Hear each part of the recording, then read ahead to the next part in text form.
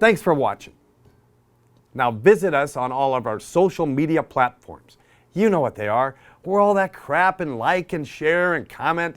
Do it. You know you will. Thanks for watching again. Get out and drive.